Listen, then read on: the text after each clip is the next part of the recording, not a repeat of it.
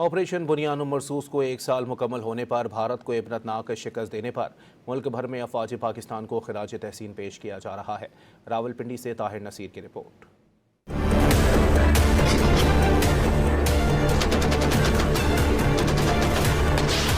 मार्का हक की कामयाबी के मौका पर अफवाज पाकिस्तान को खराज तहसीन पेश करने के लिए अवाम का जोशो जज्बा काबिल दीद है। रावलपिंडी के स्कूलों और कॉलेजों में भरपूर तकरीबात का इनेकाद किया जा रहा है। तुलबा का कहना है कि दुनिया पाकिस्तान की अस्करी ताकत और फतह को तस्लीम कर रही है। पाक फौज ने ऑपरेशन बुनियान मरसूस में भारत को उसकी औकात दिखा दी। अगर इस मरतबा भारत ने हम पर फिर हमला किया तो पिछली दफ़ा तो हमने 7 जहाज़ गिराए थे, तो इस दफ़ा हम दर्जनों से ज़्यादा जहाज़ गिराएंगे उन पे, और उनको ये पता होना चाहिए कि पाक फौज आर्मी इज़ द बेस्ट। हमारी फौज ने इनको ऐसा जवाब दिया था कि इनको हमेशा याद रहेगा।